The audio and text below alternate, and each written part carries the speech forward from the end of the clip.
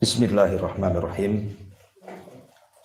Assalamualaikum warahmatullahi wabarakatuh. Waalaikumsalam warahmatullahi wabarakatuh. Alhamdulillah. Alhamdulillahilladzi hadana lihadza wa ma kunna linahtadiya laula an hadanallah. Allahumma ya muallima Adam 'allimna wa ya mufahhima Sulaiman fahimna. Allahumma 'allimna ma yanfa'una wanfa'na bima 'allamtana wa zidna ilma. Allahumma ij'al hadha istima'ana istima'an marhuma waj'al tafarruqana min ba'dihi tafarruqan ma'suma.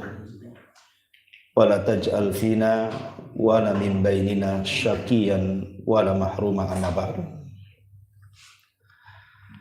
Hadirin yang dimuliakan Allah Subhanahu wa taala, alhamdulillah di malam hari ini kita bisa berkumpul di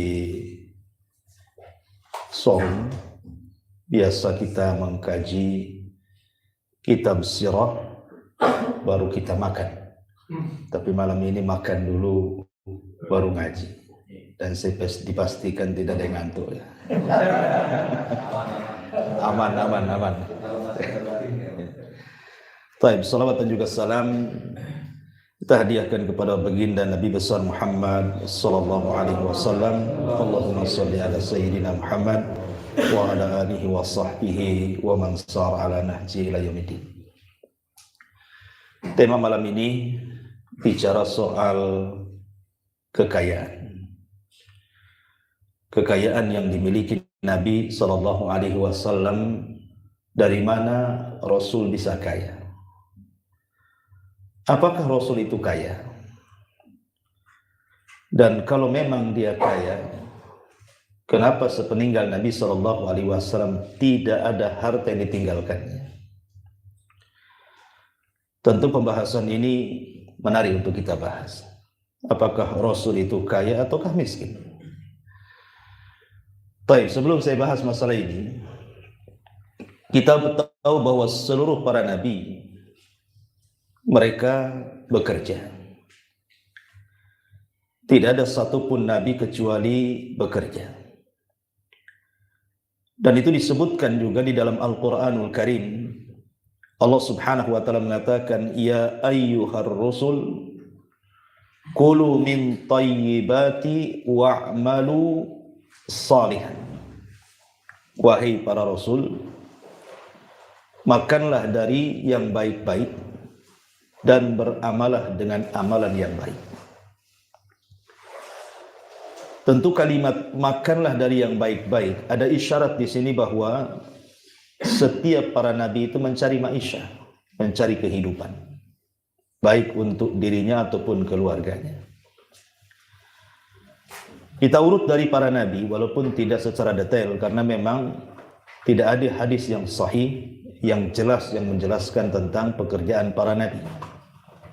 Tapi ada riwayat-riwayat yang sahih, seperti Nabi Daud alaihi salatu wassalam bekerja dengan tangannya membuat ataupun melunakkan besi-besi sehingga menjadi baju-baju perang dan dijual. Kemudian hasilnya dimakan untuk dia dan keluarganya. Tapi kita mengambil dari kisah-kisah Israiliyat bagaimana para nabi itu juga mereka bekerja. Contoh saja disebutkan Nabi Allah Adam alaihi salatu wassalam itu seorang petani. Nabi Adam itu seorang petani. Begitu juga Nabi Nuh alaihi salatu wassalam. Itu disebut pekerjaannya adalah zira'ah. Beliau juga bertani. Kemudian juga Nabi Syu'aib, kana ra'iyan. Nabi Syu'aib itu seorang penggembala kambing. Begitu juga Nabi Musa alaihi salatu wassalam, selain daripada seorang pedagang, Nabi Musa juga seorang penggembala kambing. Kemudian Nabi Saleh seorang pedagang. Nabi Saleh itu seorang pedagang.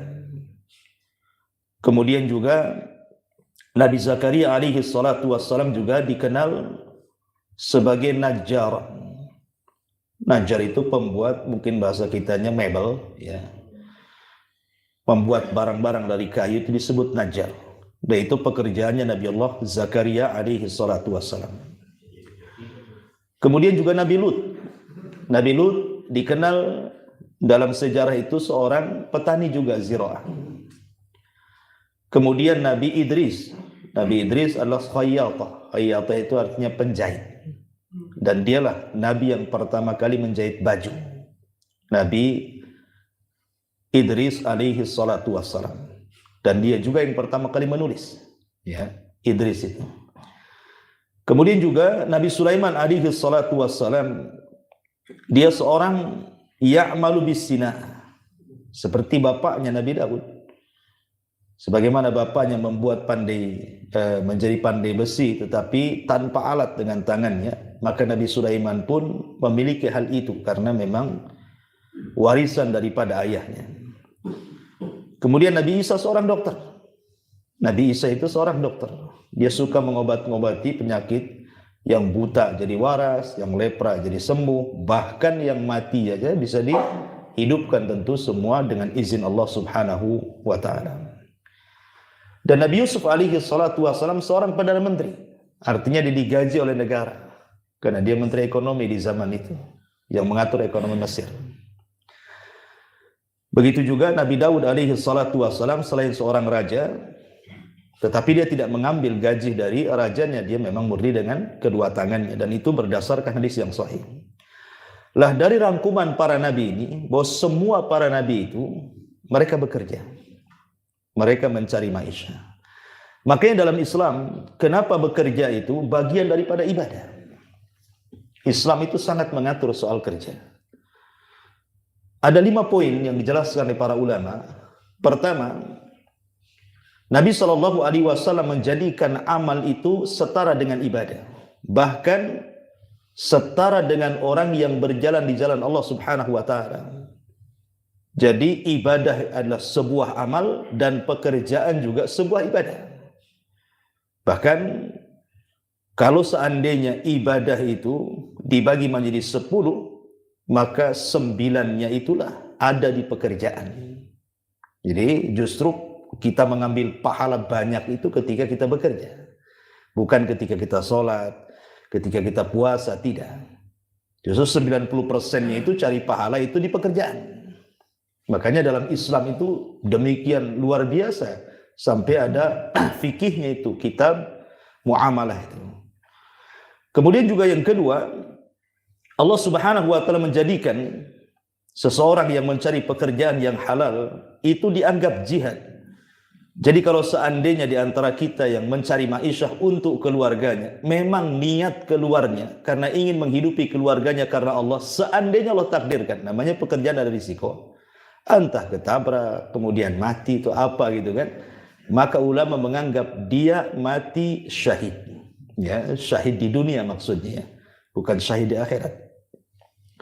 Kemudian yang ketiga, Allah Subhanahu wa taala menjadikan ada dosa-dosa itu yang tidak bisa dihapus dengan sholat. Ada dosa-dosa yang tidak bisa dihapus dengan puasa. Tapi hanya bisa dihapus, kata Rasul, al-humum fi talabir rizki. Umum itu karena memikirkan bagaimana caranya seseorang itu mencari rizki yang halal untuk keluarganya. Jadi semata-mata berpikir saja untuk mencari rizki untuk keluarganya yang halal itu sudah bisa menghapuskan dosa. Ya, karena tanggung jawabnya akan besar, harus beri makan dirinya, istrinya, anaknya, pendidikannya dan begitu seterusnya.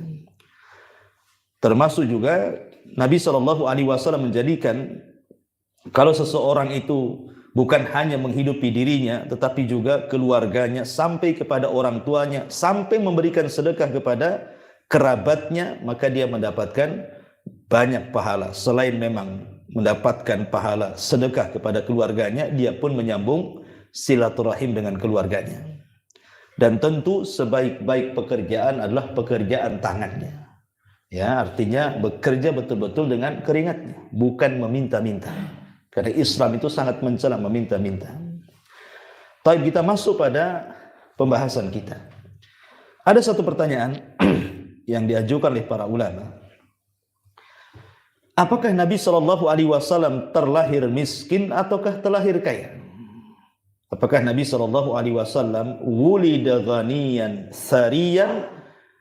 Apakah Nabi itu terlahir kaya, betul-betul kaya, ataukah justru dia terlahir miskin?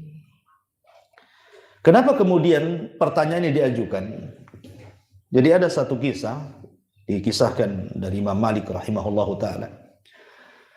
Jadi ada seseorang di zaman Imam Malik, orang ini dicela karena kefakirannya. Ya, karena mungkin dia fakir, dicela.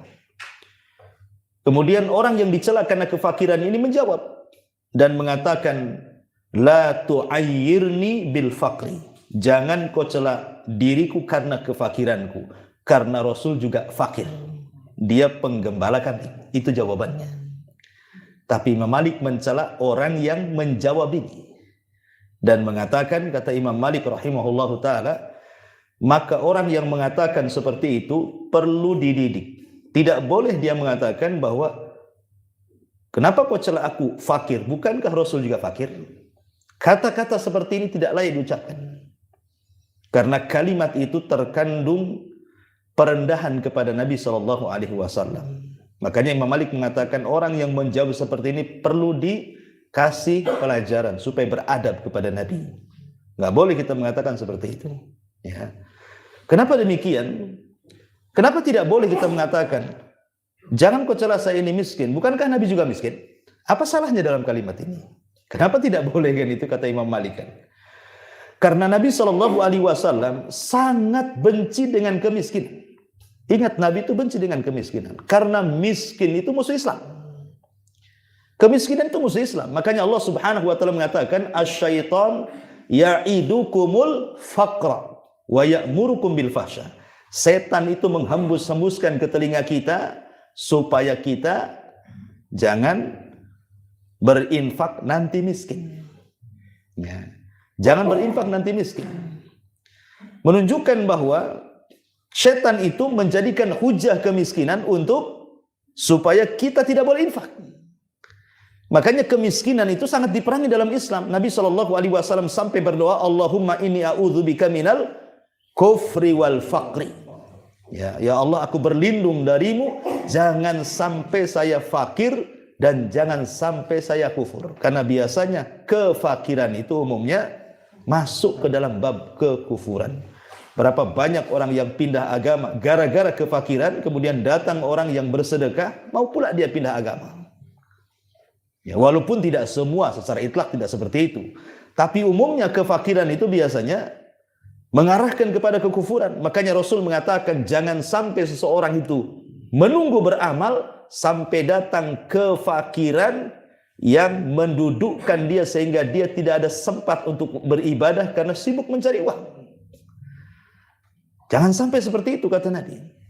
Kalau mau beramal soleh sekarang, jangan sampai nunggu kefakiran yang kita tidak bisa beramal soleh di situ. Karena apa? Mikir apa yang kita akan makan, apa yang akan keluarga makan, dan betul akhirnya susah mau cari, mau hadir di pengajian saja banyak alasan. Kenapa tak hadir? Sibuk. Kalau saya tak kerja, macam mana saya mau makan? Nah, akhirnya susah pula dia mengaji. Ya, kalau itu ada alasan jelas. Ya, kadang-kadang udah kaya pun tak mau ngaji, itu masalah itu. Ya. Taib, ma'asyiral muslimin yang dimuliakan Allah Azza wa Jalla. Kemudian juga Nabi sampai berdoa kepada Allah. Allahumma inni as'alukal huda wat tuqa wal afafa wal ghina. Ya, bagaimana Rasul meminta kepada Allah. Ya Allah, aku minta kepadamu hidayah, al-huda, wat tuqa, ketakwaan, wal afaf, jangan sampai aku menjadi orang yang meminta-minta, wal ghina, dan minta kekayaan. Ya, baik kaya hati ataupun kaya harta. Sebab kalau tidak kaya, macam mana dia akan zakat menolong fakir miskin? Macam mana dia akan sedekah? Macam mana dia akan memperjuangkan Islam? Macam mana dia akan melahkan musuh-musuhnya kalau tidak kaya? Makanya kenapa Islam itu sangat memerangi kefakiran. Ya, kalau bisa jangan fakir, kalau bisa kaya kita. Ya tentu dengan cara bekerja, bukan korupsi. Ya. Ma'asyiral muslimin yang dimuliakan Allah Azza wa Jalla. Baik, tadi pertanyaannya, apakah Nabi SAW terlahir miskin ataukah kaya? Ini menjadi polemik para ulama. Kenapa demikian? Karena kalau kita melihat sejarah-sejarah yang dihikayatkan oleh para ulama sejarah dan yang ma'ruf ya, yang kita sering ceritakan atau mungkin ustaz-ustaz yang lain ceritakan, ya, bahwa ketika Nabi SAW terlahir, itu terlahir yatim. Kemudian setelah lahir, datanglah para ibu-ibu dari kabilah Bani Sa'di mencari anak susuan. Tiba-tiba kemudian semua dapat bayi kecuali Nabi SAW tidak mau diambil oleh wanita dari Bani Sa'di. Alasannya dia yatim dan dia seorang fakir. Sementara tujuan mereka mengambil bayi itu untuk disusui dan mendapatkan upah. Kemudian setelah itu di masa remajanya Nabi SAW menggembala kambing. Dari sini menunjukkan bahwa sesungguhnya Rasul itu terlahir fakir, bukan terlahir kaya. Tetapi para ulama membantah. Ada yang membantah bahwa bukan begitu ceritanya. Jadi bukan begitu ceritanya. Dijelaskan oleh para ulama seperti yang dikatakan oleh Imam Ibnu Ishaq, ya, dan juga yang lainnya, bahwa Nabi SAW tidak terlahir fakir. Rasul itu terlahir kaya. Bagaimana tidak? Kakeknya Abdul Muthalib ini seorang pembesar Arab. Tidak mungkin dia fakir. Kakeknya loh. Ketika diserang Abu Roha saja, Abu Roha mengambil berapa ekor sapinya, untanya Abu Thalib, 200 ekor unta. Abu Thalib dicuri Abu Roha. Kemudian diambil lagi, diminta lagi sama Abdul Muthalib kan. Artinya dengan memiliki 200 ekor unta itu bukan orang miskin. Ya, orang kaya berarti. Belum lagi memang dia pemimpin kaum. Itu kakeknya Nabi SAW. Begitu juga Abu Talib. Abu Talib kan dikesankan dia miskin. Ya. Abu Talib tidak miskin. Kalau dia miskin tentu dia tidak bisa memberikan makan bagi anak-anaknya dan mengambil Nabi SAW dimasukkan ke dalam keluarganya. Ada yang membantah seperti itu. Bahkan ketika Nabi SAW meninggal, ayahanda meninggal, Nabi itu dapat warisan. Disebutkan warisannya oleh Qadi Abu Ya'la Al-Farra. Ya. Jadi kata Al-Qadi, qala Al-Qadi Abu Ya'la Al-Farra, berkata Qadi Abu Ya'la Al-Farra ini, jadi menukilkan perkataan Al-Waqidi, Nabi SAW mendapatkan waris dari bapaknya itu, pertama seorang budak, namanya Ummu Aiman, atau dikenal dengan Barakah. Seorang budak. Budak itu mahal kalau kita beli. Ya, membeli seorang budak itu mahal. Artinya kan kalau seandainya budaknya ini dijual, tentu kan dapat harta. Karena membeli budak itu mahal di zaman itu. Satu. Apalagi di zaman itu budak itu menjadi komoditi bisnis yang luar biasa. Bahkan orang jahiliyah itu, orang merdeka aja diculik kemudian dijual, dibuat jadi budak. Saking larisnya perbudakan di zaman itu ya. Orang merdeka lo diculik, kemudian dianggap nih siapa yang mau beli ini? Budak. Contohnya siapa? Salman Al-Farisi.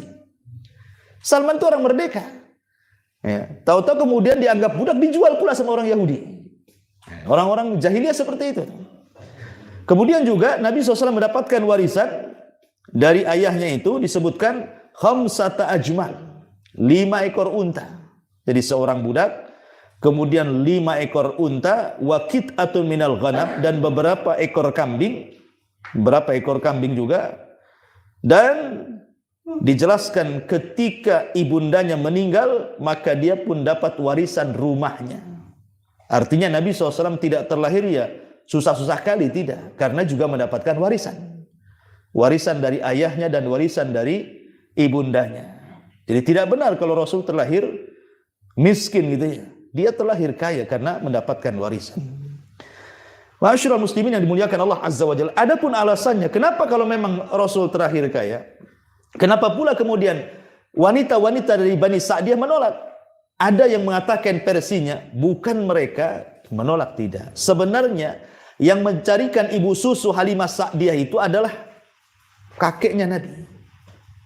Jadi saat Nabi SAW lahir, kakeknya Nabi itu Abdul Muthalib, dialah yang mencarikan wanita dari Bani Sa'diyah untuk menyusui Nabi. Bukan wanita itu datang sendiri kemudian mencari Nabi, tidak. Jadi kakeknya yang mencarikan, yang mendanai, yang menggajinya gitu. Ambillah cucu saya susui, begitu maksudnya. Ada juga versi sejarah seperti itu. Termasuk juga kenapa Nabi SAW menjadi penggembala kambing. Bukan karena kondisinya susah, fakir, melihat pamannya juga fakir, kasihan. Enggak begitu. Karena kebiasaan di zaman itu, anak-anak seusia Rasul, itu mereka ditarbiyah keluarganya untuk bekerja. Dan ketika itu memang pekerjaannya seperti itu. Tidak ada lagi gitu. Memang di situ kayak saya di Jawa Barat, satu kampung itu konveksi semua. Ya anak-anak konveksi lah kayak gitu. Nah, di zaman itu menjadi penggembala kambing rata-rata. Jadi Nabi menjadi penggembala kambing itu memang melihat tradisi. Dan supaya Nabi itu terbiasa sama dengan anak-anak yang lain dilatih untuk bekerja. Nah, dari sini juga ada bantahan gitu ya. Ada yang mengatakan memang Rasul terlahir fakir, tapi juga ada yang mengatakan tidak demikian. Rasul itu terlahir kaya karena dia punya harta waris. Ma'asyiral muslimin yang dimuliakan Allah Azza wa Jalla. Kemudian bicara tentang penghasilan yang dihasilkan Nabi sallallahu alaihi wasallam. Sebenarnya Nabi itu kalau mau kaya bisa. Nabi itu sebenarnya orang paling kaya. Bayangkan bisnis yang paling menjanjikan itu apa? Siapa yang tahu bisnis yang paling menjanjikan yang orang cepat kaya itu? Perang.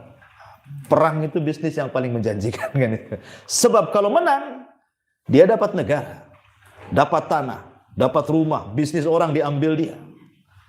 Dalam peperangan Nabi Shallallahu Alaihi Wasallam jarang Rasul kalah. Rasul tidak pernah kalah. Adalah Rasul kalah di perang Uhud, ya. Tapi 90% peperangan Nabi SAW tidak pernah dikalahkan. Dan Nabi SAW berhasil menguasai Mekah, dikuasai Madinah, dikuasai Khaybar, dikuasai kan itu. Itu kan tanah seluas itu. Kalau Nabi ingin kaya, Nabi sudah kaya itu. Karena kalau perang kalah gitu ya, musuhnya dapat negara dia. Tetapi Nabi SAW bukan itu tujuannya. Bahkan sebelum wafatnya, Nabi SAW dipilih oleh Allah Azza wa Jalla. Apakah engkau ingin hidup menjadi seorang nabi dan raja, ataukah menyusul kawan-kawanmu di Rafiqil A'la? Maksudnya di sorga sana. Rasul memilih untuk meninggal dan menyusul kawan-kawannya di sorga dan mengatakan ila Rafiqil A'la. Artinya kalau Nabi SAW memilih hidup di dunia, tentu dia sudah jadi raja. Sudah jadi raja. Mungkin dunia ini sudah dikuasai Nabi SAW sampai hari ini kan itu. Tapi Nabi SAW bukan itu tujuannya. Tugasnya sudah selesai. Menyampaikan risalah Allah. Dan kemenangan sudah didapatnya. Orang-orang sudah banyak masuk Islam. Tinggal disebarkan saja ke seantero dunia. Makanya Nabi SAW lebih memilih meninggal menyusul teman-teman para Nabi di Rafiqil A'la dibandingkan dia diberikan kehidupan yang panjang untuk menjadi seorang raja plus juga Nabi. Tetapi walaupun demikian, tentu kita harus tahu bahwa Nabi SAW itu orang kaya. Memang dalam beberapa kondisi, ya namanya manusia itu kan digilirkan. Terkadang di atas, terkadang di bawah, gitu ya. Terkadang kaya, terkadang harus jatuh pula dia. Lah Nabi dibuat seperti itu oleh Allah Subhanahu wa taala supaya ada contoh. Bagi orang kaya, contoh Nabi ketika kaya. Bagi orang miskin, contoh Nabi ketika miskin. Bagi orang yang kemudian jatuh, bangun, contoh bagaimana Nabi itu jatuh bangun begitu. Karena setiap sirah Rasul sallallahu alaihi wasallam itu semua menjadi syariat, menjadi contoh masalahnya. Jangan pernah mungkin oleh sebagian kita kayaknya kurang bagus. Contoh Rasul mentalak. Kalau kita di rumah tangga ada orang bercerai itu kita sangka itu nggak beres rumah tangganya kan. Lah Nabi bercerai juga. Apa kita katakan nggak beres rumah tangga Nabi? Tidak. Nabi SAW ketika menceraikan istri-istrinya supaya jadi syariat. Sebab kalau Nabi tidak pernah bercerai, kemudian umatnya bercerai, ketika bercerai siapa yang jadi contoh tuh? Gimana cara solusinya nih? Istri saya bercerai nih. Nah, ketika Nabi pernah bercerai, oh begini cara solusinya orang yang bercerai itu. Begini cara solusinya orang rujuk. Begini cara solusinya orang mengancam cerai. Karena Rasul itu pernah bercerai, rujuk, pernah bercerai tidak rujuk, dan pernah mengancam untuk menceraikan istrinya. Semua lengkap. Dan jadi syariat gitu ya. Jadi apapun sirah Nabi SAW akan menjadi syariat. Termasuk juga bagaimana Rasul ketika di atas, bagaimana Rasul ketika di bawah, bagaimana Nabi SAW juga saat bekerja, muamalahnya seperti apa, semua dijelaskan di dalam sirah untuk dijadikan teladan. Lah Nabi SAW tentu pertama kali kekayaannya adalah dari harta waris, sudah saya jelaskan. Itu kekayaan pertama Rasul dari harta waris. Ya, waris dari ayah dan ibunya. Bahkan juga dari Khadijah juga istrinya dapat warisan. Ya, Nabi SAW itu kekayaan pertama waris. Yang kedua, kekayaan Nabi SAW tentu dari penggembala kambing. Walaupun tidak banyak gitu ya, karena memang menjadi penggembala kambing kan beda dengan menjadi pedagang. Karena Rasul juga dia pekerjanya bukan bosnya. Di mana Nabi SAW dijelaskan bahwa Nabi SAW itu menggembala kambing ala qararit. Qararit itu artinya mengambil sedikit untung, sedikit upah dari majikan. Dan tentu ada tujuannya ya, karena bukan hanya Nabi SAW saja kan yang menjadi penggembala kambing. Itu para nabi sebelumnya juga, seperti Nabi Musa juga penggembala kambing, Nabi Syuaib penggembala kambing, Nabi Ibrahim juga penggembala. Banyak para nabi. Makanya Nabi SAW mengatakan, ma min nabiyyin illa wara'al ghanam. Tidak ada satupun nabi kecuali mereka pernah menjadi penggembala kambing. Tentu kenapa Allah Subhanahu wa taala buat skenario seperti itu? Karena hikmah yang besar ketika Rasul menjadi penggembala kambing. Dari situlah min riayatil ghanami ila riayatil umami. Berawal dari menggembala kambing akhirnya dididik untuk menjadi penguasa umat. Karena ketika dalam menggembala itu kan banyak pelajaran yang diambil Nabi ya kan? Sabar, kemudian sifat rahmat, kasih sayang, keberanian, mentartib sebuah urusan, gitu ya. Kemudian juga disiplin, tanggung jawab, macam-macam. Ya, justru ketika Nabi SAW menjadi penggembala kambing inilah akhlaknya dikenal. Jadi kalau kawan sesamanya itu mereka suka mencuri. Jadi kalau umpamanya ada orang kaya banyak kambingnya, kemudian di antara mereka ada yang menjadi pekerjanya, itu kadang-kadang dicuri air susunya. Jadi kambing-kambing yang beranak itu kan yang keluar susunya, mereka perah. Kemudian mereka jual tanpa sepengetahuan tuannya. Atau terkadang seandainya sebagian kambing itu beranak tanpa sepengetahuan tuannya, beranak 2 atau 3, maka mereka ambil 1 kemudian dijual. Atau terkadang mereka menganggap bahwa diterkam serigala sehingga kambingnya hilang, padahal mereka curi. Ya. Lah Nabi SAW kemudian menyelisih akhlak buruk kaumnya. Betul-betul dia merawat kambing tuannya itu dengan sedemikian rupa. Tidak pernah mengambil air susunya, tidak pernah berbohong soal kehilangan kambing dimakan serigalanya, tidak pula kalau beranak kemudian disembunyikan 1 dijual yang lainnya, tidak. Dan itu lama-lama terkenal, sangat terkenal. Dari situlah kemudian melekat kalimat Shadiqul Amin kepada Nabi SAW. Justru berawal dari penggembala kambing inilah akhlaknya kemudian tersebar di mana-mana bahwa Muhammad itu Shadiqul Amin, orangnya jujur dan juga amanah. Jadi sudah memang terpancar sejak masa remaja orangnya jujur dan amanah. Dan kalau sampai satu hari itu, ketika usia beliau sudah belasan tahun dan orang-orang sebayanya sudah menikah, jelaskan begitu. Jadi Nabi SAW tidak suka datang ke walimah itu. Kenapa? Karena walimahnya orang-orang jahiliyah zaman itu berhura-hura dengan minuman khamr. Ya, mereka berhura-hura dengan roks, dengan biduan-biduan wanita, kemudian bernyanyi-nyanyi, minuman keras, kemudian mengucapkan kalimat-kalimat yang tidak ada faedahnya. Rasul itu tidak mau hadir di acara-acara seperti itu. Tapi teman-temannya mau hadir. Lah teman-temannya sesama seprofesi ini, sama-sama penggembala kambing, otomatis kalau ditinggalkan, kambingnya bisa hilang.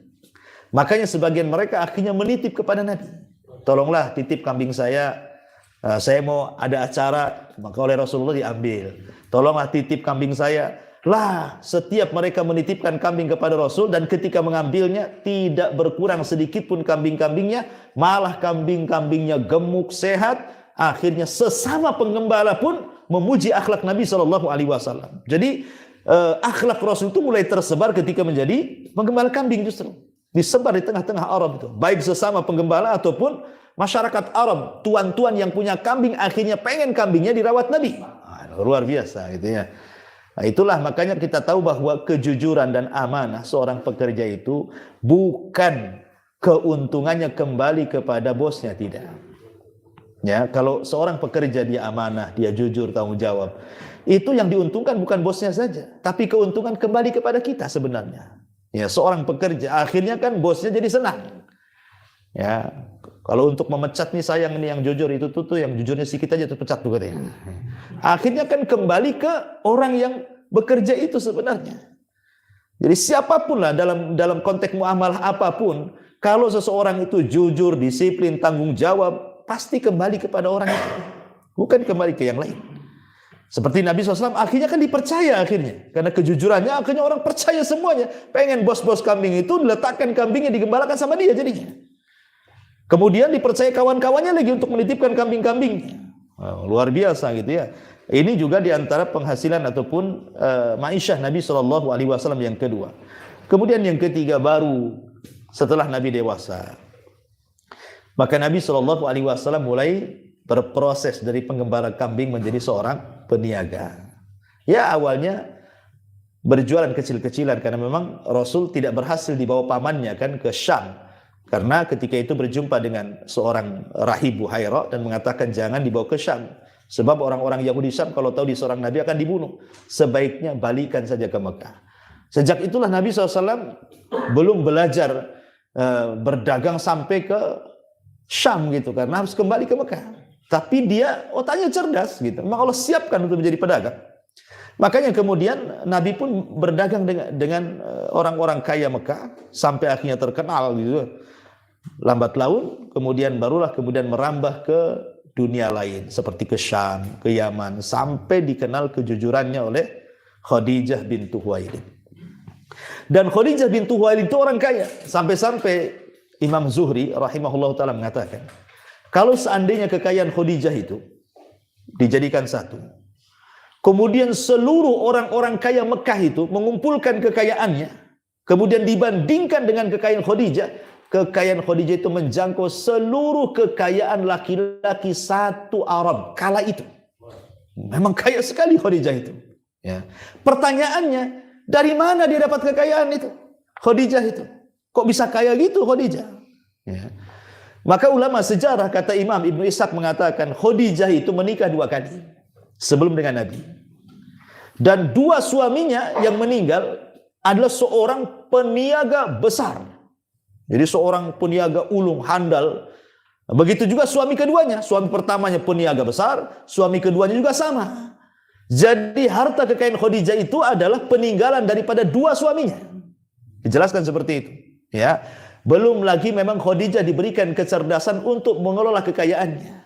Makanya sudah kaya, lebih kaya lagi dengan pengelolaannya. Jadi ketika kemudian Khadijah kaya, ya tentu orang yang bergelut dengan bisnis suami sebelumnya kan berarti memang orang cerdas Khadijah ini. Ya, ketika dia bermuamalah dengan dinar, dirham, menambah kekayaannya, berarti bukan orang biasa itu. Orang mulia dan sangat disegani. Lah ketika mendengar bahwa ada anak muda yang sangat-sangat jujur, dikenal jual belinya, perdagangannya, maka tertariklah dia ingin bekerja sama dengan Nabi, tak tanggung-tanggung. Kalau dia biasanya mengirimkan dagangannya kepada para tujar, para pedagang, selain Nabi SAW, terkadang Khadijah hati-hati, tidak banyak barang yang dia titipkan. Tapi entah kenapa ketika berjumpa dengan Nabi SAW, sampai berlipat-lipat dia berani mudharabah, menanam saham kepada Nabi SAW, di mana Khadijah yang mendanai, Rasul yang memainkan modalnya. Subhanallah, tidak lain dan bukan karena Rasul sudah dikenal di tengah-tengah kaumnya. Dia orangnya amanah, dia orangnya jujur, supel dan begitu seterusnya, tidak pernah ada yang didolimi, dirugikan. Makanya dia berani jor-joran bahasa kitanya. Lah betul prediksi Khadijah, ketika modalnya dipegang Rasul, rupanya mendapatkan keuntungan yang berlipat-lipat yang belum pernah dia dapat sebelumnya. Disitulah dia akhirnya jatuh cinta, akhirnya meminang Rasul dan berakhir menjadi suaminya. Nabi SAW menjadi suami Khadijah. Dan itulah penghasilan terbesar Nabi SAW sepanjang sejarah. Menjadi peniaga. Wajar kalau Rasul mengatakan 99 rizki Allah itu ada di perniagaan. Ya. 99% rizki Allah itu ada di perniagaan. Karena seorang peniaga itu dia bebas, dia bosnya bahasanya kan itu. Tapi kalau pekerja ataupun mungkin bahasa kita pegawai negeri, kerja sama pemerintah atau kerja yang gajinya tetap tiap bulan, ya segitu saja kekayaannya. Ya kalau ingin kaya korupsi lah kan itu ya. Ma'asyiral muslimin yang dimuliakan Allah Azza wa Jalla, intinya bahwa Nabi SAW mendapatkan harta kekayaan yang luar biasa saat dia menjadi pedagang dan saat dia menikah dengan Khadijah, di mana seluruh kekayaan Khadijah betul-betul diserahkan kepada Rasul. Itulah puncak karir Nabi. Kalau dulu kan dagang kan sebatas modal dikasihkan Khadijah kan. Sekarang perusahaan Khadijah dipegang dia. Apalagi kaya itu, kaya sekali. Makanya kalau antum ingin kaya, cari janda kaya. Itu memang paling cepat itu. Itu ndak usah usaha. Tapi jandanya percaya nggak sama antum, itu saja masalahnya. Atau ke notaris pula, ya, bagi-bagi harta. Ini atas nama kamu, atas nama saya, tak jadi.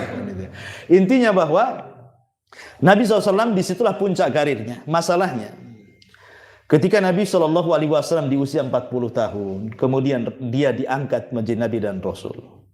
Memang Rasul berhenti, tidak lagi menjadi pengusaha. Ketika beliau menjadi Nabi, kemudian diangkat lagi 6 bulan setelahnya menjadi Rasul, memang tensi bisnisnya betul-betul berkurang. Ya, karena dia fokus dengan tugas Allah Subhanahu wa taala. Mulailah dia berdakwah. Sudah tidak berjualan, tetapi kan kekayaannya masih banyak kan itu. Ya, baik kekayaan Khadijah sendiri atau kekayaan Nabi SAW sendiri. Sehingga dengan kekayaan yang ada itulah kemudian Rasul berdakwah. Dia tidak menyibukkan lagi dengan bisnis. Berdakwah gitu ya. Dan Allah takdirkan rupanya kekayaannya habis.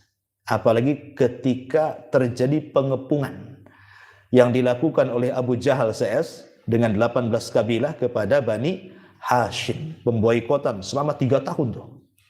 Akhirnya sampai para sahabat, baik yang masih beragama musyrik ataupun sudah masuk Islam, itu kan jadi satu di kabilah Bani Hashim itu. Karena memang targetnya Abu Jahal itu untuk membubarkan Bani Hashim.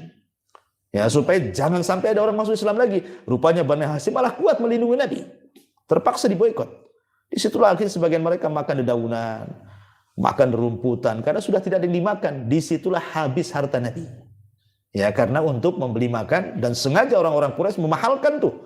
Ya, harga gandumnya, harga makanannya, dalam pemboikotan itu selama 3 tahun. Sampai setelah 3 tahun, makanya kemudian Allah takdirkan Abu Thalib meninggal, kemudian Khadijah juga meninggal, dan tahun meninggal keduanya disebut Amul Hazni, tahun kesedihan. Ya. Lah ketika Nabi SAW kemudian hijrah ke kota Madinah, ya memang betul-betul Nabi bertugas seorang Nabi dan Rasul. Apalagi di Madinah kemudian tercapai daulah Islamiyah. Kemudian disyariatkan jihad dan begitu seterusnya. Disinilah poin yang ketiga, dari mana kekayaan Nabi SAW dari peperangan. Ya, sudah jadi warisan, penggembala kambing, menjadi peniaga. Sekarang kekayaannya dari peperangan. Allah Subhanahu wa taala berfirman dalam Al-Qur'an surah Al-Anfal, wa'lamu annama ghanimtum min syai'in fa inna lillahi khumusahu lirasuli. Ketahuilah bahwa apa yang kalian dapatkan dari harta ghanimah, maksudnya harta rampasan perang, maka bagi Allah dan Rasulnya mendapat 1/5-nya. Jadi kalau seandainya dikumpulkan nih habis perang, dapat harta rampasan banyak, entah untanya, entah kambingnya, entah dinarnya, dirhamnya, apapunlah kekayaan yang didapati dari daerah jajahannya itu, maka itu nanti dibagi 5. Ya. Lah 4 bagian untuk kaum muslimin. Lah yang 1 bagian itu baru untuk Allah dan Rasulnya. Itu pun kata para ulama mengatakan, seperti dikatakan Al-Imam As-Sudi, yang dinukilkan Al-Imam Al-Qurtubi rahimahullahu ta'ala, bahwa harta ghanimah yang didapati Nabi SAW itu tidak semua diambil Nabi. Kalau itu semua diambil Nabi, walaupun 1/5-nya, itu sudah kaya tuh. Tapi Nabi hanya mengambil untuk mencukupi dia dan keluarganya saja. Lebihnya disedekahkan. Jadi tidak pernah tersisa harta ghanimah itu. Karena dia hanya ambil untuk cukup dia, keluarganya, lebihnya untuk kasih makan ashabus sufa, untuk orang-orang yang datang berhajat kepada yang minta sesuatu, kemudian Rasul kasih. Karena Anas bin Malik mengatakan pantang bagi Nabi kalau ada orang minta pasti dikasih. Nabi itu kalau ada orang minta pasti dikasih. Ya. Kalaupun dia tidak ada, dia akan cari-cari supaya dia dapat apa yang dia minta. Bahkan Rasul itu pernah suatu ketika jalan itu tiba-tiba serbannya ditarik dari belakang sampai mencekik. Kemudian Rasul menoleh ke belakang, rupanya seorang badui, pengemis. Kok gitu kali ngemis ya kan? Harus narik-narik sorban sampai nyeki orang. Kalau kita diminta seperti itu, kira-kira ngasih nggak? Tarik bajunya gitu ya. Terus itu minta dong, mana kasih kita. Tapi Nabi SAW tersenyum. Kata orang Badui ini apa? Ya Muhammad, i'tini mimma a'taqallah. Wahai Muhammad, berikan semua kekayaan yang Allah berikan kepadamu, katanya. Minta bahasanya coba. Ada nggak pengemis ngomong kayak gini? Berikan hartamu yang Allah berikan kepadamu, katanya. Kalau ada pengemis ngomong sama antum gitu, gimana gitu jawabannya? Berikan mobilmu, karena mobilmu Allah kasih kamu. Jangan kasih, langsung kirim. Pak polisi tangkap nih, ada orang lagi jiwa ini katanya kan. Tapi Nabi SAW tidak. Rasul itu kan baru selesai perang mendapatkan harta ghanimah. Dia baru dapat kambing 1 lembah. Ya, apa kata Rasulullah? Kalau kau ingin ambil tuh kambing-kambingku tuh dalam 1 lembah itu. 1 lembah dikasih. Ini orang pengemis ini keren. Ada mengatakan, apa kau akan mengejek wahai Muhammad? Kata, kau mau kasih itu semua? Ambil, kata Rasul kan itu. Akhirnya diambil, kemudian dia pulang ke kaumnya. Tiba-tiba dia berceramah dan mengatakan, Wallah ji'tu min indi khairin nas min rajulin la yakhshal faqra abada. Demi Allah katanya, aku tidak pernah mendapati manusia sebaik dia. Seorang laki-laki yang tidak pernah takut miskin selamanya. Kata. Aslimu ya kaumi, masuklah Islam wahai kaumku, katanya. Gara-gara dikasih kami 1 lembah, masuk Islam. Ya. Oh, tapi orang dulu kan gak kayak orang sekarang. Kalau ada informasi kayak gini datang semua tuh. Ya. Nah, kalau orang sekarang kan, orang dulu ya bagi-bagi aja lah kan gitu. Intinya bahwa lihat bagaimana Nabi SAW walaupun dapat ghanimah, itu tidak dimakan semuanya. Tetapi ghanimah itu tidak besar. Yang besar itu fai namanya. Kan ada ghanimah, ada fai. Ya. Kalau ghanimah itu harta yang didapat setelah betul-betul perang. Betul-betul bunuh-bunuhan, kemudian kalah, dapat ghanimah. Tapi kalau fai ini tidak. Fai ini harta yang didapat dalam sebuah penyerangan dan musuhnya tidak melawan. Ya dapat gitu saja, nggak ada peperangan. Tahu-tahu perjanjian kalah, diambil. Ini yang lebih besar. Sampai-sampai Nabi SAW dari harta fai ini banyak beliau mendapatkan seperti tanah yang ada di Fadak, tanah yang ada di Khaybar, tanah yang ada di Bani Quraidah. Itu penuh dengan kurma. Tetapi oleh Nabi SAW tanah-tanah itu diwakafkan di jalan Allah, tidak dimiliki. Ya, betul-betul diwakafkan. Jadi kalau kita melihat bahwa kalau Nabi ingin kaya, kaya sekali Nabi itu kan itu ya.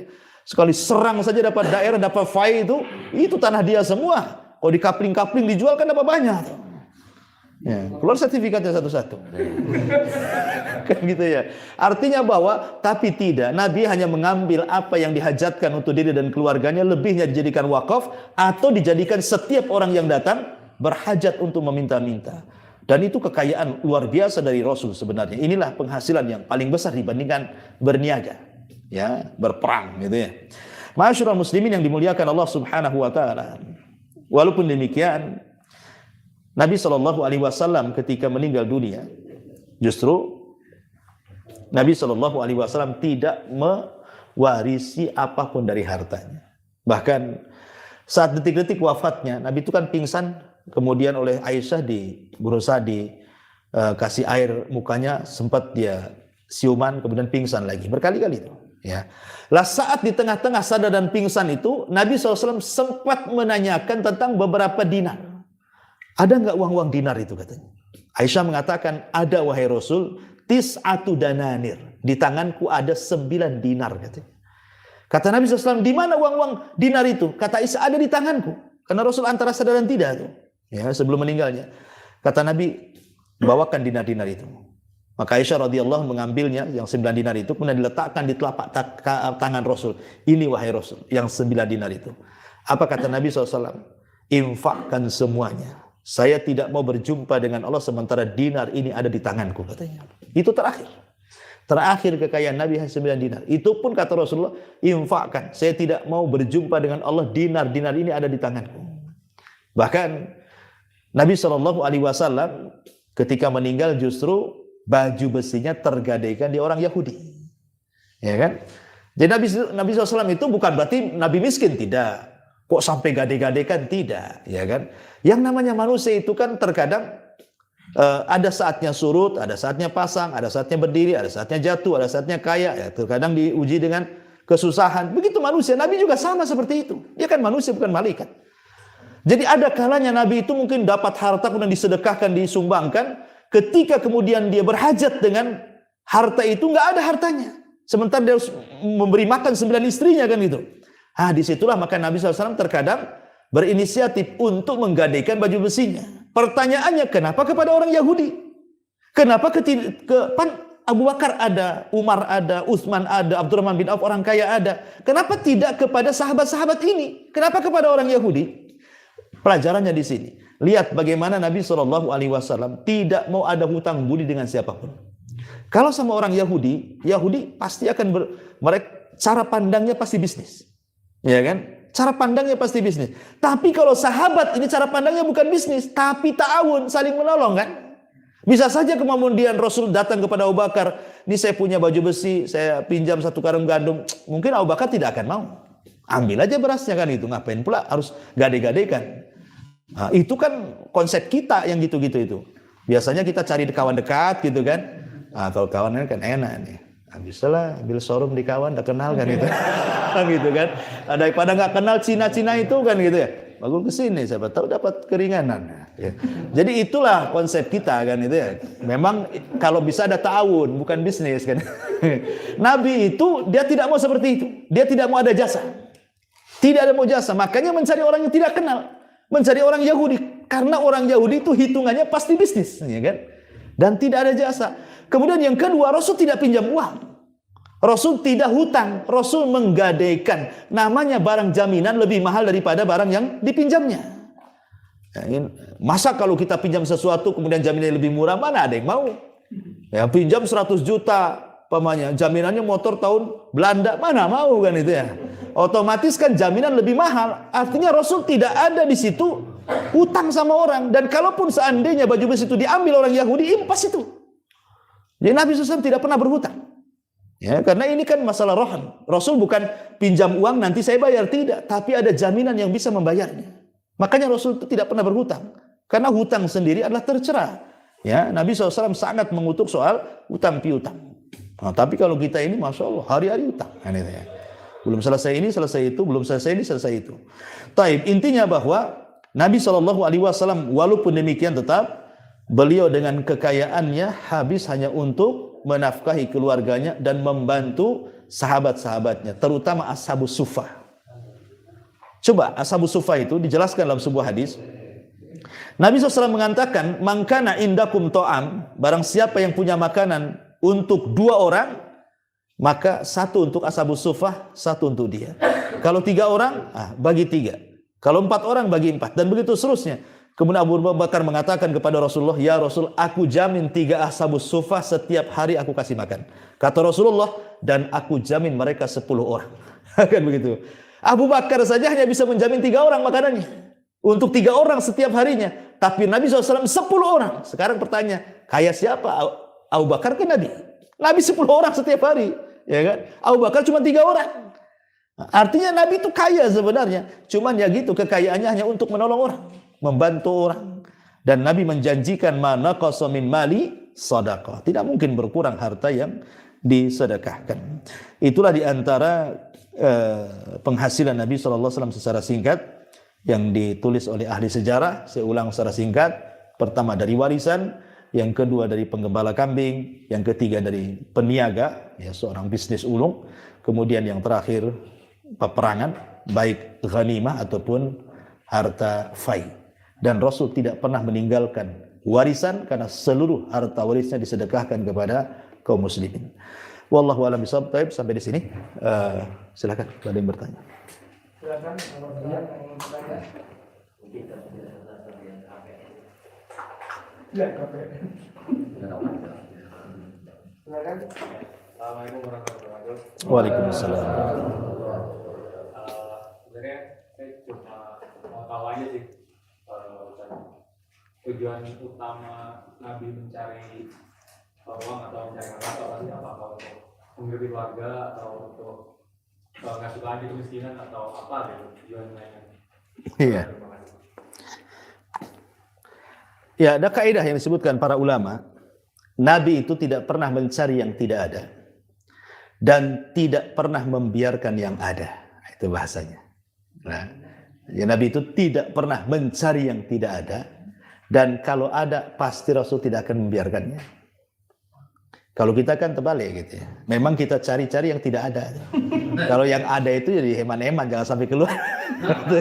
Kalau bisa kaya raya gitu, nggak boleh keluar. Kalau udah kebeli nggak boleh sampai kejual. Ya. Jadi itulah prinsip Nabi. Ya, dia kan seorang Nabi, tentu juga dibimbing wahyu. Dia mencari sebuah pekerjaan itu juga atas dasar syariat. Semua yang dilakukan Nabi itu syariat. Semua yang dilakukan Nabi itu akan jadi tuntunan umatnya. Tentu Nabi tidak sekedar bekerja untuk menghidupi dirinya dan keluarganya, lebih daripada itu. Karena ada tuntunan. Nabi itu dibimbing oleh wahyu. Ya, kalau kita kan tidak dibimbing wahyu. Makanya kita meniru Nabi cara bekerjanya. Jadi apa tujuannya? Kenapa Nabi SAW bekerja? Ya tadi tujuan syariat Islam supaya jangan minta-minta. Kalau Rasul tidak bekerja, dari mana dia dapat duit? Dapat duit untuk menghidupi dirinya dan keluarganya. Ya harus bekerja. Nabi Daud aja bekerja dengan tangannya. Ya, semua para nabi sebagian mereka juga seorang petani, pedagang, najjar, mebel, dan begitu seterusnya, supaya jangan meminta-minta. Karena yadul ulya khairun min yadis sufla. Tangan di atas itu lebih baik daripada tangan di bawah. Dan Rasul sangat mencela. Nanti pada hari kiamat orang yang suka minta-minta itu datang kepada Allah tanpa ada daging di tulangnya, di wajahnya. Jadi datang itu buat tengkorak aja dia ke hadapan Allah. Karena meminta-minta tercela. Islam hanya membolehkan 3 orang saja yang minta-minta. Hanya 3 orang, selebihnya tidak boleh. Pertama, orang yang memang fakir miskin disaksikan orang-orang adil, memang dia miskin. Pamannya ada janda tua sudah 60-70 tahun, stroke terbaring, nggak ada diurus anak-anaknya. Ya, kata RT RW itu kasihan hidupnya. Nah, kalau yang seperti ini boleh. Memang dia miskin kan gitu. Nggak ada yang tanggung jawab. Sudah tua, janda lagi. Mau nolong pun malas kan udah tua kan itu. Soalnya masih muda bisa kan. Artinya bahwa kalau ada disaksikan oleh orang yang adil, orang yang amanah bahwa dia miskin dan memang dia miskin dan tidak bisa mencari pekerjaan, boleh minta-minta. Itu pun hanya sekedar untuk kebutuhan hajat perutnya saja. 2, atau orang kaya. Di kampungnya kaya raya. Safar ke Batam, hilang dompetnya. Cuman hilang dompet nih. Nomor telepon tak ada. Anggaplah zaman bahula, belum ada handphone gitu kan. Nggak tahu siapa yang dihubungi. Terpaksalah dia minta-minta. Padahal paling kaya tuh di kampungnya kan. Tapi karena hilang dompetnya, hilang kekayaannya. Sebenarnya kalau ada telepon bisa dia kirim, tapi tidak bisa komunikasi dia. Terpaksalah dia minta-minta. Supaya dia bisa mengganjal perutnya. Ini yang kedua. Yang ketiga yang boleh minta-minta itu, atau dia nolong orang. Umpamanya kita punya saudara, punya hutangnya ratusan juta. Terpaksalah untuk bantu saudara kita jual rumah kita, akhirnya kita ngontrak pula. Gara-gara nolong orang, akhirnya kita jadi miskin. Kita boleh meminta-minta, itu pun hanya sebagai penutup perut kita saja. Nggak boleh berlebihan. Ya, jadi kalau 3 orang ini kata Rasul boleh, selain 3 orang tak boleh. Makanya kita kalau lihat di lampu-lampu merah itu kan gimana? Coba. Orang suruh minta-minta di situ. Masyarakat nggak usah dikasih lah, ngapain kan? Karena mereka tidak layak untuk mengemis di situ. Ya, untuk mengemis tidak layak. Kodong-kodong besar, ada yang apa itu warnanya pelangi itu kan? Ngapain? Padahal jadi helper bangunan dia bisa. Iyalah itulah pokoknya lah, gitu kan? Kok bisa tuh? Kalau kekar lebih kekar dia daripada saya tuh. Nah, kenapa dia kok sampai seperti itu? Panas-panas di situ. Nah, jadi nggak usah dikasih lah, ya. Kalau nggak dikasih nggak dapat kan nanti bersih tuh. Pasti nggak mungkin lagi pakai cet-cetan dah. Percuma katanya nggak dapat duit di situ. Bagus mandi aja katanya. Kayak gitu. Ya. Wallahu a'lam. Silakan. Ada lagi Pak? Baiklah. Ada. Oke, beri dulu. Ada beri. Lebih baik. Kopi. Ayo enggak. Ayo enggak. Terakhir. terakhir. Nutup. Bisa tanya. Iya. Mirip ya. Adiknya ya. Fase di Tetangga. Nabi Muhammad tinggal sama Siti Khadijah tuh, maksudnya banyak yang bilang kalau mereka tuh hubungannya sangat sederhana. Itu fasenya udah ketika yang di 3 tahun dia Berkorbanku. Iya. Ya, alhamdulillah. Ya tentu Khadijah itu orang kaya, tidak sederhana hidupnya. Ya, kaya raya Khadijah. Menikahnya saja maharnya kan besar Nabi itu, karena ingin menghargai wanita. Sampai dikisahkan mahar Rasul itu banyak. Ya, ada yang mengatakan 100 ekor unta, ada yang mengatakan 70, ya, ada yang mengatakan 40. Artinya bahwa mahar Rasul itu mahar terbaik kepada Khadijah. Ya, setelah memang terjadi pengepungan itu, itulah memang harta Khadijah habis. Tetapi kan Khadijah kan meninggal langsung setelah pengepungan. Jadi hanya selang beberapa bulan setelah dicabutnya pengepungan itu, pemboikotan itu, Khadijah meninggal. Jadi tidak sempat hidup lama. Baru ketika itu Nabi SAW hijrah, disitulah kata Aisyah radhiyallahu anha, mulailah kehidupan Rasul tidak seperti di Mekah. Kata Aisyah radhiyallahu anha, selama kami hijrah dari Mekah ke Madinah, kami tidak pernah merasa kenyang makan dan tidak pernah menemui makanan lezat. Bahkan Aisyah pernah mengatakan, kami pernah lewat 3 bulan berturut-turut. Al-hilalu tilwal hilalu tilwal hilal lam yuqadun nar, kata Aisyah itu. Sempat lewat 1 bulan, 2 bulan, 3 bulan, tidak ada satupun asap yang mengepul di dapur kami. Bayangkan, tidak ada asap yang mengepul di dapur Nabi selama 3 bulan berturut-turut. Ini kata Aisyah radhiyallahu anha. Kalau istri antum seandainya 3 bulan tidak masak, itu dicurigai, jangan-jangan COD itu.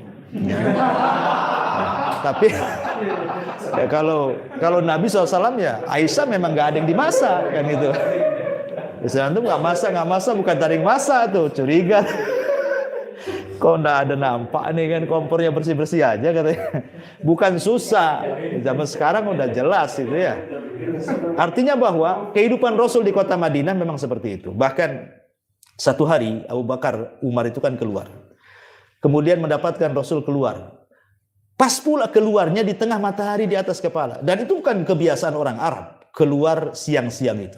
Kebiasaan orang Arab kalau siang mereka di rumah, karena kalau sudah panas-panas sekali. Jadi Abu Bakar dan Umar itu bertanya kepada Rasulullah, ya, kenapa sampai keluar? Maka Rasul bertanya balik, wa ma akhrajakuma, apa yang membuat kalian berdua keluar? Ini kan waktu terik-teriknya matahari di atas kepala, kenapa kau tak tidur di rumah? Ya, apa kata Abu Bakar dan Umar? Ju ya Rasul, kami lapar wahai Rasul. Akhirnya untuk menunjukkan bahwa keduanya lapar, bajunya disingkap. Ingat, bajunya orang dulu itu kayak kain ihram, bukan kayak antum-antum kayak gini. Ya, jadi bajunya orang-orang dulu di zaman Nabi ya pakai kain ihram, itu bajunya kayak gitu, sehariannya. Jadi kalau perutnya itu lapar, kemudian diletakkan batu dan diikat, nampak. Ya, orang dulu itu kan kalau ingin menahan lapar dengan cara meletakkan batu di perut, kemudian diikatkan di perut, ditekan ke dalam supaya mengurangi lapar. Jadi ketahuan tuh kalau Abu Bakar Umar lapar itu dari batu yang diganjalkan di perutnya. Ya. Kemudian keduanya bertanya kepada Rasul, lalu apa yang membuat Anda keluar wahai Rasul? Kata Rasul, sama wahai Abu Bakar. Apa yang membuat Anda keluar, itulah yang membuat saya juga keluar. Kemudian Rasul menyingkap pakaiannya, rupanya 2 batu. Bayangkan, 2 batu yang diletakkan di perut Nabi. Berarti kan Rasul lebih lapar dibandingkan Abu Bakar dan Umar. Gitu. Nah, kalau Abu Bakar mah 1 batu saja, kalau Rasul 2 batu. Ya, dan itu kan cara orang dulu. Makanya ini juga bisa kita pakai ya. Kalau Anda lapar itu bawa batu aja, taruh di perut, kasih selendang gitu kan. Nah, coba. Tapi kan nggak ada yang terjadi. Kalau antum lapar pasti cari bakso dan mie ayam tuh. Nggak ada cerita pakai batu-batu kan.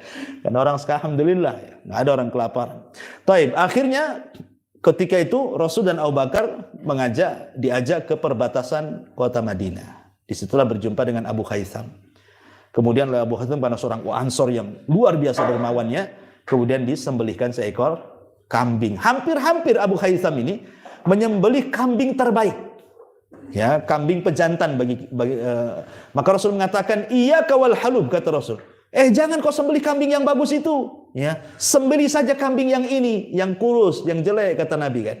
Ini namanya adab tamu.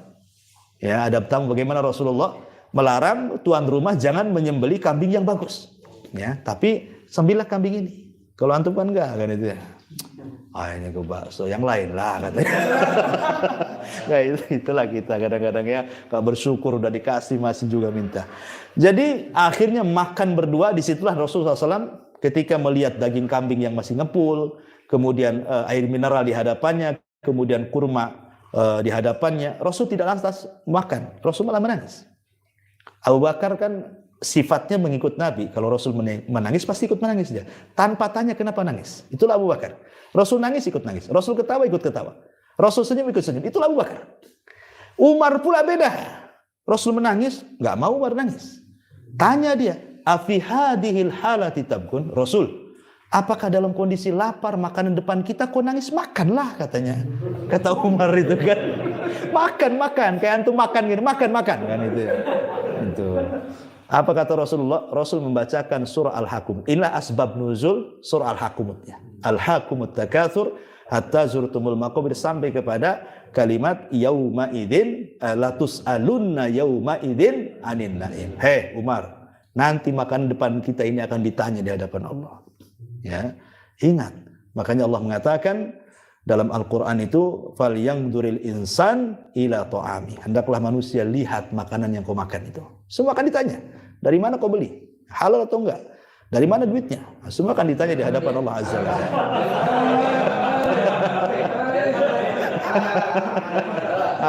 Halal. Insya Allah halal. Nanti pulang itu kan ada sisa juga, bisa dibawa nanti. Baik. Ya, begitulah jawabannya. Jadi fase-fase itu sederhana dengan Khadijah itu sebentar saja. Ketika pengepungan, karena setelah pengepungan kan Khadijah langsung meninggal. Ya, dan itu kan sudah dekat-dekat hijrah Nabi. Wallahu a'lam.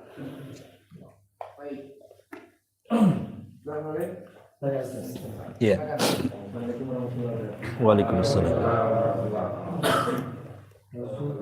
Rasul itu kan nggak mewariskan. Apakah nabi-nabi yang lain juga seperti itu? Itu pertanyaan yang pertama. Terus kedua, ternyata bisnisnya para usahanya para nabi itu sampai juga ke sahabat, banyak ke ini, banyak ke kebutuhan sehari-hari. Jadi yang dibisniskan gitu. Karena ya itu sekarang yang dikuasai oleh orang Yahudi gitu. Yeah. Jadi nggak dikuasai oleh Islam. Kalau dulu kan dikuasai oleh Abdurrahman bin Auf, semua dikuasai itu. Yeah. Nah ini apa? Dan sulit untuk menguasai itu sekarang. Nggak tahu seperti apa nanti kembalinya, karena mereka semua yang dulu.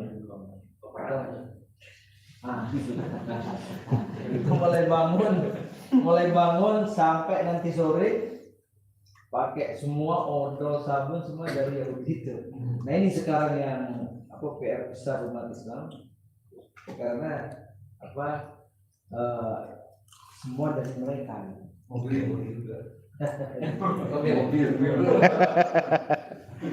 Kecuali catering nggak catering ya? Catering nggak? Aman. Iya. Ya. Nabi SAW mengatakan, innal ulama warathatul anbiya. Wa innal anbiya lam yurathu dinaran wala dirhaman, walakin warathul ilma faman akhadahu akhadha bihadin wafir. Ulama itu pewaris para nabi dan para nabi. Ingat, kalimatnya para nabi, bukan Nabi Muhammad, tapi para nabi. Mereka tidak mewariskan dinar dan dirham. Yang mereka wariskan itu ilmu. Barang siapa yang mendapatkannya, dia mendapatkan bagian besar dalam hidupnya. Jadi semua para nabi tidak mewariskan. Yang mereka wariskan hanyalah wahyu dari Allah Azza wa Jalla berupa ilmu. Termasuk juga Nabi SAW. Makanya Rasul mengatakan apa? Nahnu ma'asyiral anbiya lam nuwarris. Kami para nabi, kata Rasul, tidak pernah mewarisi harta kekayaan. Makanya kenapa ada hadis Nabi mengatakan antum a'lamu bi umuri dunyakum. Kalian lebih paham urusan agama dunia kalian dibandingkan diriku. Urusan dunia kalian lebih paham. Tapi kalau urusan agama aku lebih paham, kata Rasul. Dari sini menunjukkan bahwa Nabi tidak mewarisi. Bahkan semua para Nabi tidak mewarisi tentang dunia. Mereka mewarisi agama saja. Ini yang pertama. Adapun yang kedua, sebenarnya kalau ekonomi kita ini mengacu kepada ekonomi yang memang diajarkan oleh Nabi SAW, sebenarnya semuanya pasti akan dikuasai kaum muslimin. Ya, itu saja sebenarnya. Karena makin jauhnya kita dari syariat Islam dan tidak diterapkannya sistem ekonomi Islam, makanya Allah hinakan, dan itu ada hadisnya. Kata Nabi SAW, "Idza tabayatum bil ina wa akhadtum adnabal baqar wa raditum bizar'i wa taraktumul jihad, sallatallahu alaikum dhullan la tanzi'u hatta tarji'u ila dinikumul awal." Kata Rasul, apabila sistem jual beli yang kalian lakukan menggunakan sistem ina, sistem ribawiyah. Kalau jual beli kalian sudah menggunakan sistem riba, dan kalian redho dengan peternakan, kalian redho dengan pertanian, artinya lebih mengejar dunia dibandingkan akhirat, kemudian kalian meninggalkan jihad di jalan Allah, baik jihad melawan jiwa, jihad dengan harta, atau jihad dengan melawan orang-orang kafir, maka Allah akan kuasakan kehinaan kepada kalian, dan tidak mungkin dicabut kehinaan itu sampai kalian kembali kepada agama kalian.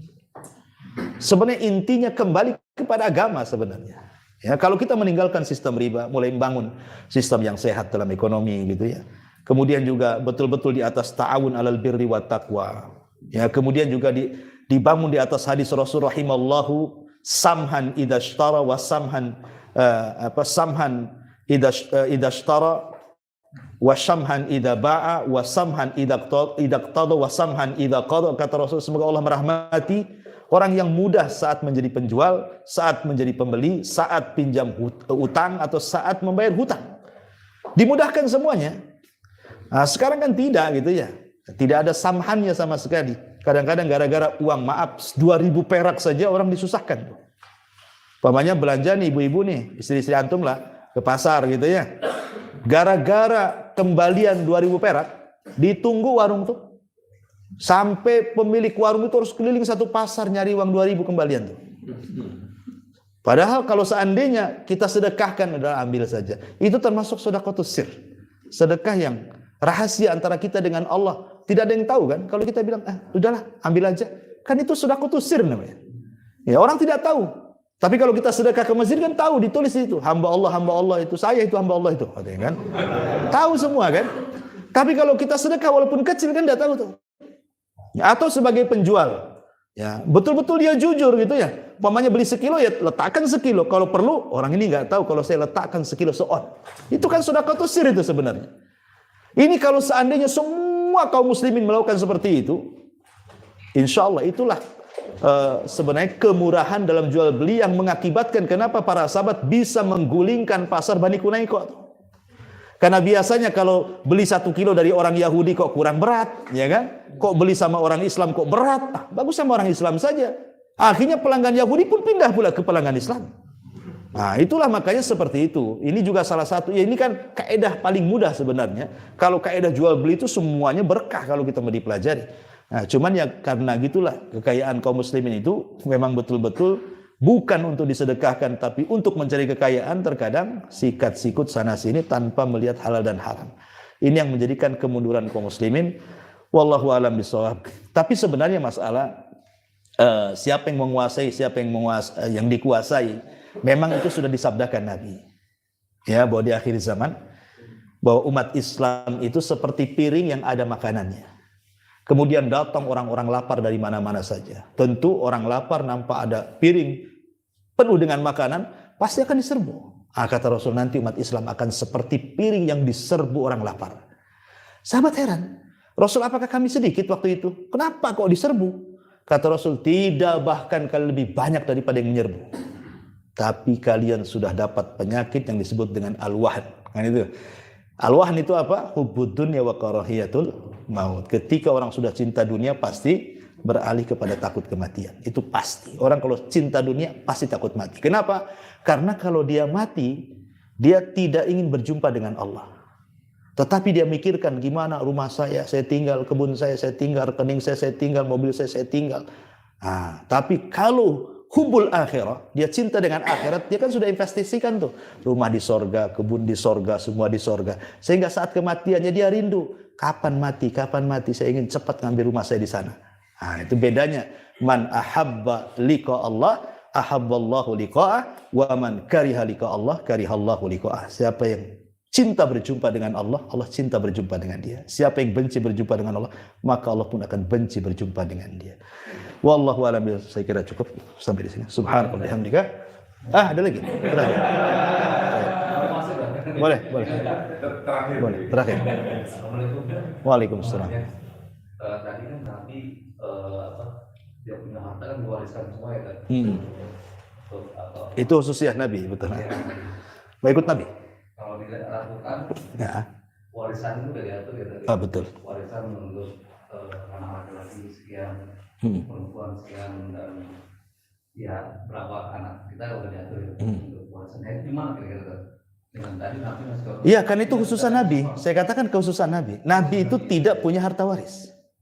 Nabi itu tidak boleh punya harta waris. Itu khususnya Nabi. Nah, makanya ada kisah-kisah orang-orang Syiah yang hendak menjelek-jelekan ahli sunnah, bahwa ketika Fatimah datang kepada Abu Bakar Siddiq radhiyallahu meminta warisan ayahnya, ditempelin sama Abu Bakar. Ya kan? Itu kan ceritanya orang Syiah tuh, sampai jatuh. Dari situlah dendam Ali sama Abu Bakar, sehingga ketika pembayatan Abu Bakar dia nggak mau datang. Padahal kisahnya bukan begitu. Bukan berarti ketika Abu Bakar dibayat Ali tidak hadir itu kemudian menunjukkan karena Fatimah ditendang kemudian sampai diinjak sampai macam-macam kisahnya orang Syiah itu untuk menjelek-jelekan Abu Bakar. Ya. Kisahnya seperti itu. Ketika Fatimah datang kepada Abu Bakar menuntut harta warisan dari ayahnya, Abu Bakar menjelaskan bahwa seorang nabi tidak boleh membawa harta waris. Dijelaskan sama Abu Bakar sama Fatimah. Tapi walaupun Abu Bakar Siddiq radhiyallahu an tidak memberikan harta Rasul yang ada di Fadak kepada Fatimah, tetap saja semua kehidupan anak-anak Nabi ditanggung Abu Bakar. Ditanggung Abu Bakar semuanya. Kehidupannya keluarga Nabi itu. Ya. Jadi walaupun cuma Abu Bakar mengatakan tidak ada Nabi tidak meninggalkan waris, bukan tidak ada harta waris, tapi seorang Nabi tidak boleh punya harta waris. Jelaskan sama Abu Bakar. Tapi orang Syiah ini kadang-kadang mereka mutarbalikan cerita. Masa sampai ditendang, diinjak, segitunya Abu Bakar sama perempuan kan nggak masuk di akal itu kan. Itu hendak menjelek-jelekan Abu Bakar saja. Ya. Tetapi ini urusan Nabi. Tapi kalau kita ya enggak. Ya, kita tetap berpatokan dengan Al-Quran bahwa setiap waris itu sudah ada bagian-bagiannya. Nah, itulah yang kita kenal dalam ilmu faraid itu ya. Wallahu a'lam. Baik, subhanallahi wa bihamdika, asyhadu an la ilaha illa anta astaghfiruka wa atubu ilaik. Allahu ta'ala alam. Assalamualaikum warahmatullahi wabarakatuh.